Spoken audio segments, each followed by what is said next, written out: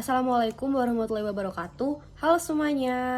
Perkenalkan, kami dari kelompok 2. Di sini kami akan menjelaskan tentang konseptualisasi permainan digital AAA berjudul Raden the Last Heist. Game ini terinspirasi dari film Mencuri Raden Saleh, namun kami kembangkan dengan pendekatan strategi dan gameplay modern yang berfokus pada aksi pencurian karya seni bersejarah di berbagai kota besar di Indonesia. Dalam game ini, pemain berperan sebagai sekelompok mahasiswa ITS yang menjalankan misi dengan tujuan menyelamatkan warisan budaya dari tangan kolektor ilegal. Melalui desain visual yang kental dengan nuansa lokal, sistem AI adaptif, serta elemen edukatif tentang seni dan sejarah di Indonesia, kami berharap game ini tuh tidak hanya seru untuk dimainkan, tetapi juga bisa memberikan pengalaman yang bermakna bagi pemain, terutama bagi generasi muda. Halo, perkenalkan saya Atia Safa Harundaya dengan NRP 50302310015 dari Desain Komunikasi Visual ITS Angkatan tahun 2023. Halo, saya Anindya Strumawiratna dengan NRP 50302310026 dari DKV 23. Halo semuanya, perkenalkan nama saya Lutfiana Putri Nafitasari, NRP 5030231030 dari DKV ITS Surabaya. Perkenalkan, saya Dita Aulia Septiani dengan NRP 50302310031, mahasiswi DKV ITS Surabaya.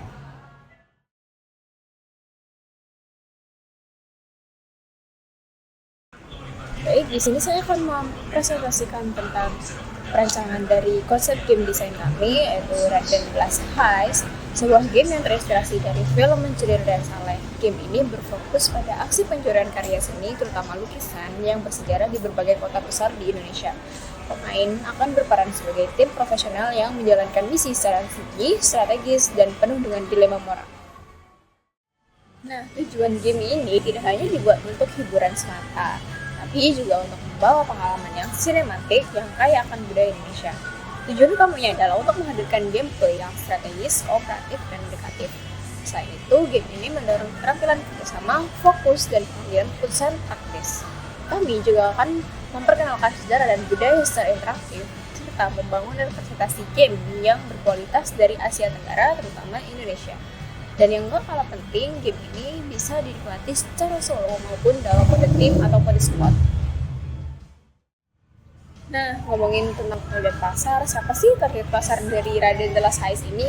Kami merancang target pasar dari Raden the Last Heist ini adalah target utamanya adalah generasi muda, terutama remaja hingga dewasa usia 16 hingga 30 tahun. Mereka adalah mahasiswa, penggemar game strategi atau stealth, dan juga yang tertarik dengan pada kisah-kisah budaya Indonesia. Game ini dirancang untuk tersedia di berbagai platform termasuk PC, Steam atau Epic Games, PlayStation 5, and Xbox Series X or S.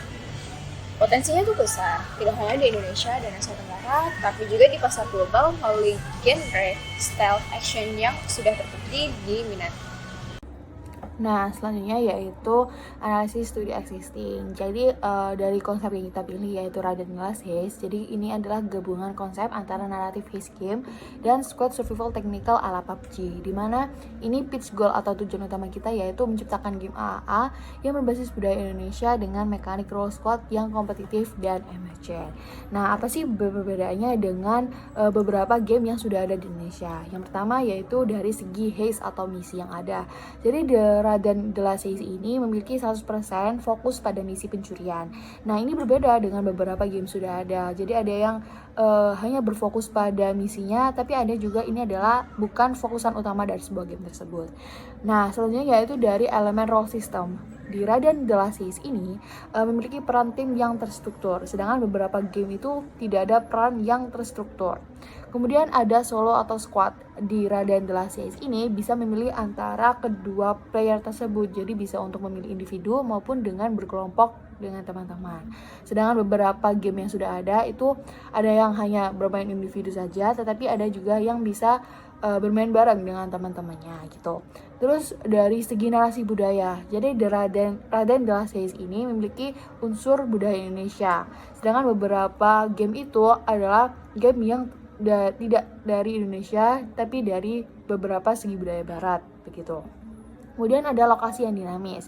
Jadi per kota atau per level di Indonesia itu ada pada Raden the Last Heist ini. Tetapi ada beberapa lokasi yang di game-game yang lainnya itu tidak ada.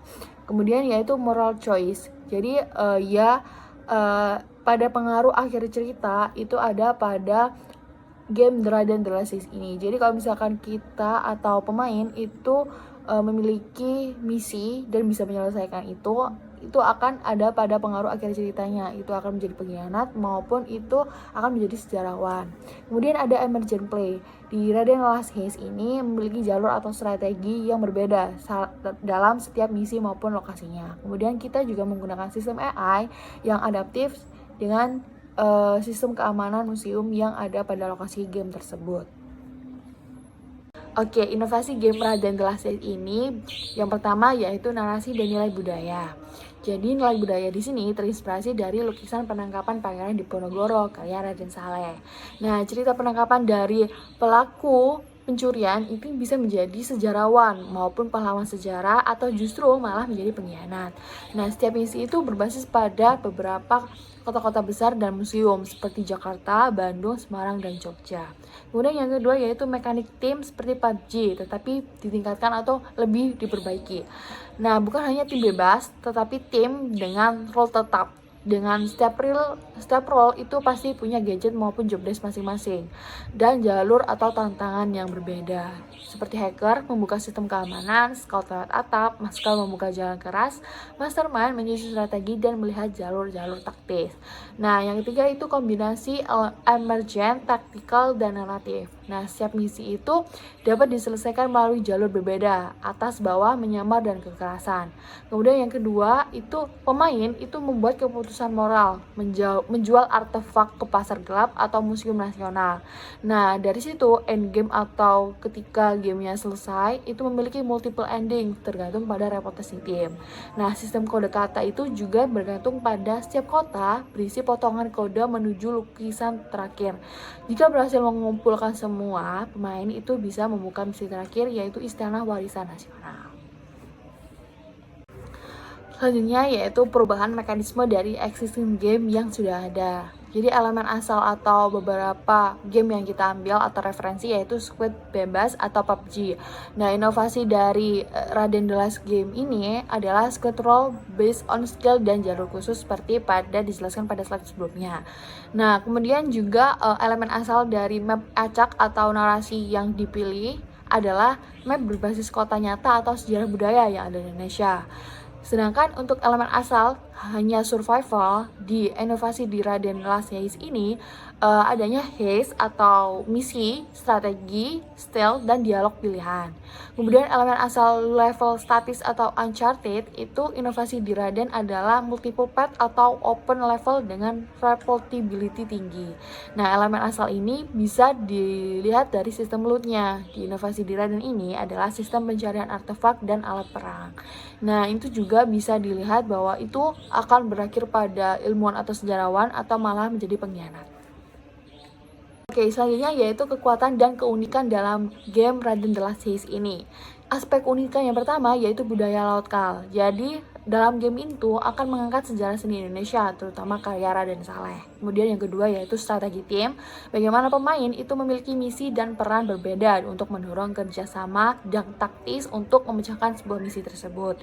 Kemudian yang ketiga yaitu aspek emergent gameplay, di mana ini akan banyak jalur atau cara untuk menyelesaikan misi, tidak terbatas pada satu strategi saja. Untuk yang keempat yaitu edukatif, dalam ini yaitu dilengkapi galeri seni interaktif ataupun faktor sejarah Indonesia yang bisa dimainkan dari beberapa segala umur. Kemudian yaitu replay value, di mana setiap misi memiliki variasi penyelesaian yang membuat pengalaman berbeda-beda pada setiap misinya atau pada setiap level misinya. Oke, sekarang kita masuk ke bagian yang nggak kalah penting nih. Gimana sih cara main Raden the Last Heist ini? Game ini tuh punya 3 mode utama dan semuanya itu kami rancang untuk memberikan pengalaman yang berbeda tapi tetap seru dan juga challenging. Nah, yang pertama ini adalah solo gameplay. Ini tuh cocok buat pemain yang pengen menikmati ceritanya, menelusuri misteri, dan menyusun strateginya secara individual. Nah, yang kedua, kita tuh punya mode online kooperatif, Ini tuh favoritnya banyak orang karena bisa dimainkan dengan banyak orang juga, bisa bermain dengan teman-teman, dan ini bisa dimainkan minimal 2 sampai 4 pemain. Dan itu tiap pemainnya itu memiliki peran yang berbeda-beda dan semuanya saling bergantung. Dan jadi bukannya acak seperti PUBG yang sebelumnya, tapi squad yang benar-benar saling mengisi antar perannya. Dan yang terakhir ada competitive heist mode. Nah, ini tuh seperti 2 tim yang saling balapan buat mencuri target yang sama. Mereka bisa menyapu satu sama lain, saling perang strategi, dan paling cepat atau paling cerdas untuk menyusun strategi. Selanjutnya adalah saya akan menjelaskan tentang pemeran pemain-pemainnya. Ada 4 peran utama. Yang pertama adalah mastermind, itu otaknya timnya. Lalu hacker, ada orang yang di balik layar, biasanya bagian matiin alarm lah, hack pintu atau matiin kamera dan sebagainya. Yang tiga adalah muscle. Nah, ini tuh sebagai eksekutornya, sebagai sebagai fighternya lah kurang lebih. Nah, yang keempat ini adalah scout atau ahlinya buat gerak satu-satu. Nah, dia bisa nembus, bisa panjat-panjat parkour lewat atap dan lain-lain sebagainya. Nah, lalu saya akan menjelaskan tentang peta misi dan progress game. Nah, misinya itu bukan cuma stage-stage biasa. Nah, itu punya dalam bentuk peta kota, dan peta kotanya itu dari Jakarta, Surabaya, Semarang, Bandung sampai Yogyakarta. Dan itu punya karakter arsitektur, sisi keamanan, dan cerita yang berbeda sesuai budaya dalam setiap kota tersebut. Nah, lalu lanjut dari sistem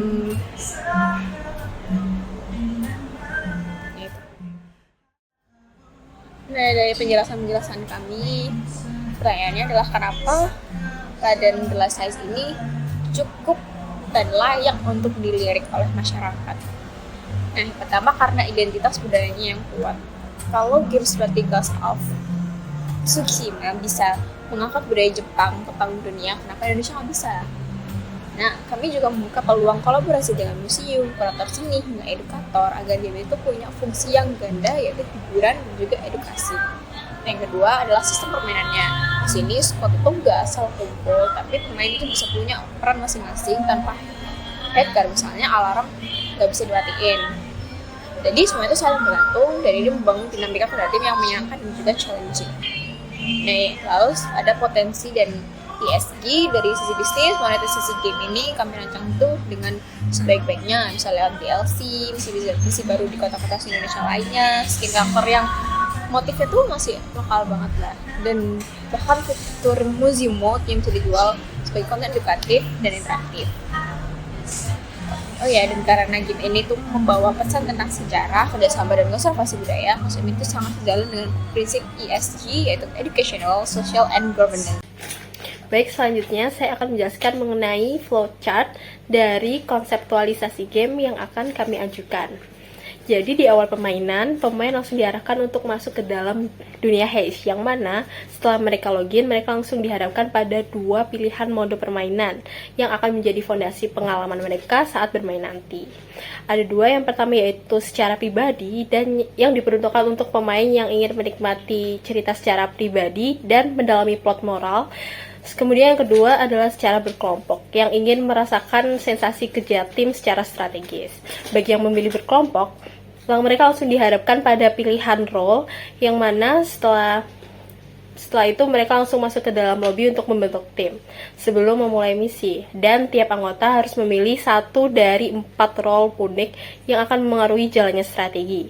Yang pertama yaitu mastermind, yaitu otak di balik rencana sekaligus pemimpin yang taktik. Kemudian yang kedua ada hacker, si ahli teknologi yang akan membuka akses dan memanipulasi sistem. Kemudian yang ketiga ada muscle, sebagai eksekutor fisik yang akan mengalihkan perhatian dan pelindung tim. Dan yang terakhir ada scout atau pengintai yang akan membuka jalur tersembunyi dan memberi visibilitas awal. Nah, setelah mereka memilih mode permainan, mereka langsung dihadapkan pada milih map untuk mereka bermain nanti. Nah, pada pemilihan map atau disebut eksplorasi Indonesia, pemain harus memilih kota dan lokasi misi, seperti Museum Nasional Jakarta, Galeri Surabaya, Pelabuhan Antik Semarang, Gedung Arsip Bandung, atau Istana Budaya Yogyakarta. Nah, setiap lokasi ini memiliki arsitektur, sistem keamanan, dan juga tantangan budaya tersendiri. Jadi, selain menyelesaikan misi, terdapat pula pesan tersirat dalam permainan ini untuk mengenalkan budaya di Indonesia. Nah, setelah pemain memilih lokasi, pemain akan dihadapkan langsung ke dalam sesi briefing sebelum aksi. Jadi, pemain akan dimasukkan ke dalam briefing room, yang mana pemain akan menelaah peta interaktif, tandai kamera, penjaga dan juga alur evakuasi, serta mengatur rencana dan peran via sistem komunikasi ala game taktis. Nah, setelah itu eksekusi dimulai. Disinilah pemain harus melakukan aksi, yang mana harus bergerak diam-diam untuk menghindari deteksi. Apabila dilakukan secara berkelompok, maka harus bekerja sama dan menjelaskan peran masing-masing anggota. Dan juga ada menghadapi peran AI adaptif yang akan mempelajari pola pemain dan akan menyelesaikan strategi apabila kondisi berubah. Selanjutnya yaitu apakah misi ini akan berhasil? Setelah aksi dilakukan, maka apakah misi mereka berhasil? Jika gagal, pemain harus mengulang misi atau mengganti strategi dengan melakukan eksekusi kembali. Lalu apabila berhasil, maka pemain dapat lanjut ke fase berikutnya, yaitu moral dilema atau pilih jalanmu. Ada dua pilihan moral. Yang pertama yaitu menyerahkan lukisan ke negara demi idealisme dan kredibilitas. Kemudian yang kedua yaitu menjualnya ke black market demi uang dan juga power. Nah, pilihan ini tuh akan mempengaruhi jalannya cerita secara signifikan. Apabila memilih simpan untuk negara atau idealistik, maka narasi akan berubah menjadi pemain memilih menjadi pahlawan dalam bayangan. Jadi meski mereka melakukan pencurian, mereka melakukannya untuk menyelamatkan karya seni bangsa dari tangan asing atau kolektor ilegal. Nah, reward yang akan mereka dapatkan, yang pertama yaitu reputasi positif. Mereka akan mendapat bintang kehormatan dalam sistem ranking. Kemudian akses eksekutif, unlock misi khusus dari pemerintah seperti misi rahasia untuk museum luar negeri. Kemudian mereka juga bisa mendapatkan karakter atau skin bertema nasional seperti memakai jaket beraksen Garuda dan lain-lain. Kemudian yang keempat, narasi endingnya berakhir sebagai legenda bawah tanah yang dihormati masyarakat dan juga sejarah. Nah, apabila pemain memilih pilihan kedua untuk menjualnya ke black market, maka narasi akan menjadi pemain memiliki jalur keuntungan pribadi, menjual karya seni ke pasar gelap demi kekayaan dan pengaruh di dunia kriminal global. Nah, reward yang akan mereka dapatkan yaitu uang lebih besar, mendapat lebih banyak uang yang bisa digunakan untuk upgrade gadget, membeli info intel misi, dan juga merekrut NPC pendukung. Nah, kemudian dapat mengunlock zona abu-abu, bisa mengakses misi kriminal tambahan yang tidak tersedia di jalur idealis tadi. Kemudian bisa narasi endingnya itu akan berakhir sebagai tokoh kriminal besar yang mempengaruhi seni dan politik dari balik layar. Nah, progres pemain dan cabang cerita ini, sistem akan mencatat progres moral dari pemain, kemudian uang yang diperoleh pemain, kota-kota yang berhasil terunlock, dan juga cerita bercabang berdasarkan keputusan pemain tadi. Lalu endingnya, pemain akan menghasilkan ending yang berbeda-beda tergantung pada jalur moral yang dipilih oleh pemain. Semua ini dirancang supaya setiap pemain memiliki perjalanan unik dan juga bermakna. Oke, selanjutnya yaitu konsep mood board. Nah, konsep mood board yang kita ambil itu menggunakan warna-warna earthy atau warna seperti hijau, coklat, maupun perpaduan dengan warna biru dan warna ungu. Nah, di sini kami menggunakan visual dominasi ilustrasi vektor minimalis dengan elemen-elemen petualangan seperti yang misterius kayak gitu. Jadi ada yang beberapa tempat seperti museum, kemudian perkotaan besar. Nah, gaya desain yang kita ambil yaitu gaya desain flat dengan tekstur ataupun gaya desain yang clean dengan sentuhan tekstur yang terinspirasi dari mood board petualangan maupun yang modern dan fungsional. Lalu masuk ke dalam penjelasan visual karakter. Empat karakter utama dalam gameplay Raden The Last Heist ini adalah mahasiswa ITS dengan latar belakang dan keahlian yang berbeda-beda. Mereka membentuk tim yang saling melengkapi, menjalankan misi strategis demi menyelamatkan warisan budaya yang ada di Indonesia. Yang pertama itu adalah sang mastermind, yaitu Raka Wiratma.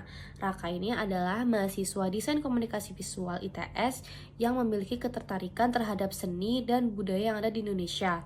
Dengan wawasan sejarah yang kuat dan kemampuan berpikir yang strategis, Raka menjadi pemimpin tim dalam setiap misi. Sebagai mastermind, ia ahli menyusun rencana berdasarkan situasi lapangan dan latar budaya, mengatur peran tim, serta mengidentifikasi keaslian artefak secara cepat. Kepribadiannya sendiri yaitu cerdas, tenang, diplomatis, dan sangat idealis. Lalu yang kedua itu adalah sang hacker, yaitu bernama Intan Rahadi. Intan adalah mahasiswa teknik informatika ITS yang ahli dalam dunia digital dan sistem keamanan. Ia menggunakan keahliannya untuk membantu tim menembus sistem keamanan canggih di tiap lokasi. Sebagai hacker, ia mampu meretas CCTV, pintu otomatis, dan sistem alarm, serta memetakan lokasi menggunakan teknologi seperti AR Visor. Kepribadian Intan sendiri itu dia belak-belakan, cepat dalam berpikir, sedikit cuek namun setia dalam tim. Yang ketiga yaitu The Muscle yang bernama Bima Diasta. Bima ini berasal dari teknik mesin ITS. Ia sendiri jago bela diri dan tergabung di proyek teknik berat di ITS, menjadikannya sebagai anggota tim yang paling kuat secara fisik namun juga cermat. Sebagai The Muscle, Bima membuka jalur fisik seperti membuka pintu baja, mengalihkan perhatian musuh, dan menjaga keselamatan tim saat kabur. Kepribadian Bima sendiri yaitu pendiam, protektif, dan selalu siaga. Lalu anggota tim yang terakhir yaitu The Scout yang bernama Dara Pramesti. Ini adalah mahasiswa arsitektur ITS yang gemar menjelajah situs budaya dan bangunan tua. Ia memiliki intuisi yang kuat dalam membaca struktur dan jalur tersembunyi. Sebagai scout, ia bertugas menemukan akses alternatif, memetakan posisi musuh, dan bergerak diam-diam tanpa terdeteksi. Kepribadiannya Dara sendiri itu dia peka, lincah, dan senang menghadapi tantangan baru. Nah, dengan kombinasi 4 karakter ini, gameplay Raden The Last Heist menawarkan pengalaman bermain yang tidak hanya strategis dan mendebarkan, tetapi juga kaya akan narasi dan nilai budaya. Setiap peran itu dirancang untuk menciptakan gameplay tim yang dinamis sekaligus memperkuat tema pelestarian warisan bangsa melalui pendekatan modern dan interaktif.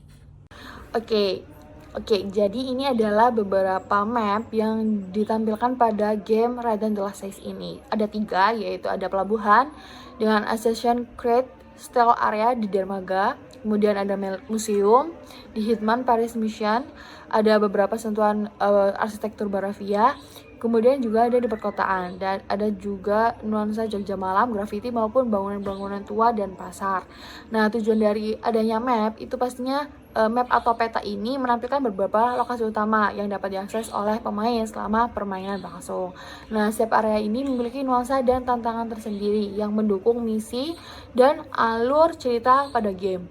Nah, map game ini itu menjadi panduan utama untuk menjelajahi dunia dalam game dan menentukan strategi terbaik sesuai dengan karakter atau misi yang dijalankan. Oke, bisa dilihat ini adalah preview game yang muncul saat pemain memiliki map atau level tertentu. Nah, setiap area ini yang bisa diklik akan menampilkan sebuah cuplikan cerita, tantangan, ataupun petunjuk unik terkait lokasi tersebut seperti teks misterius yang mensyaratkan tema maps. Nah, dari sini pemain bisa melihat nih bagaimana gambaran singkat tentang atmosfer, musuh, ataupun teka-teki yang akan dihadapi sebelum memutuskan untuk memasuki level tersebut.